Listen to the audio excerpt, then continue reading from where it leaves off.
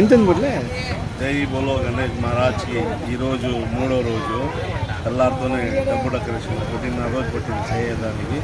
డబ్బులు అలంకరణ పూలహారం మాది చేసినాము. 96,000 రూపాయలు డబ్బులు ఉన్నది కరెంట్ సిగ్నల్తో. ఇంతకుముందు ప్రతిరోజు ఒక డెకరేషన్ చేస్తూ ఉంటుంది ఇక్కడ. ప్రతిరోజు 22 ఏళ్ళుగా పెడతా ఉన్నాం మేము ఇక్కడ.